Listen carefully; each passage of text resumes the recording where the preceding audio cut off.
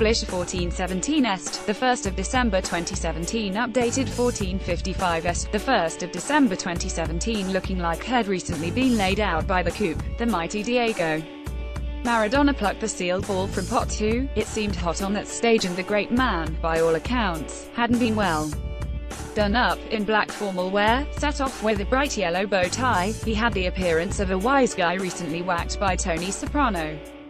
To make matters worse, some clown in his side view was cracking wise at his expense.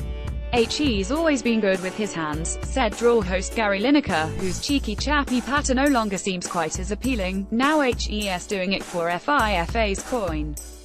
In his questionable attire, Diego Maradona pulled out in England into a favourable group. Maradona held the ball's contents out for the camera, as instructed. England, by then, Gareth Southgate and a Football Association team of apparatchiks will already have known they had done well. Their group seed options were Belgium and Poland. Maradona had delivered the tougher of the two, but, hell, it could have been worse.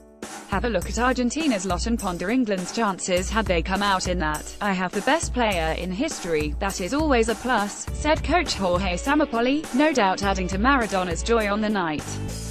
Peaky, a punchline, and now Argentina's second best player, tops. Well, thanks for that. The last time the World Cup draw was made, former FA chairman Greg Dyke as good as conceded defeat in the auditorium, making a cutthroat gesture as England were placed with Italy and Uruguay and Brazil. Not his smartest move, but he wasn't the worst judge. And while it would be counterproductive and arrogant to appear too happy, Belgium, after all, have some of the finest talents in Europe, and we know that because the Premier League is home to most of them. Undoubtedly, by the end, the general air of pessimism around England at this tournament had begun to lift.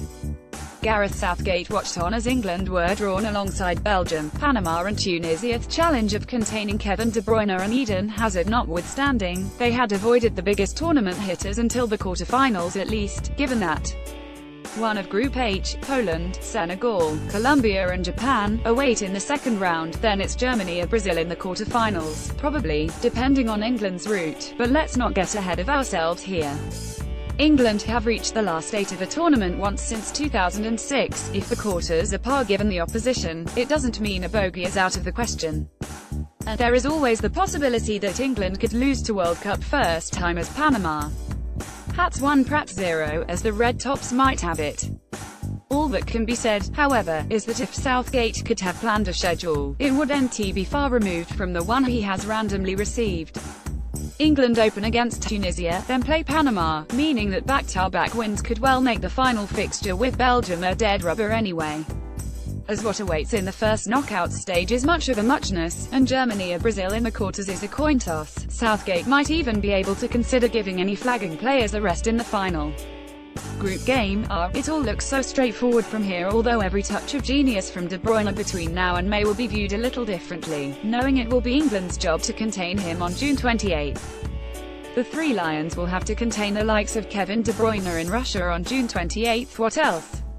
Well, while the build-up to the draw has been overshadowed by the steady drip of revelations and accusations that has swirled around Russia for years now, one advantage of having hosts who know how to organize a systematic doping program is they can get things done. This must have been the most expedient draw in FIFA's history.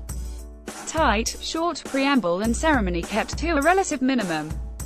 Maybe Vladimir Putin had another half-naked photo opportunity he needed to get to, maybe the Kremlin had been double-booked for an office Christmas party later, but a hall full of FIFA folk hasn't cleared this fast since the time it was announced a representative from Qatar was out front, and was feeling generous.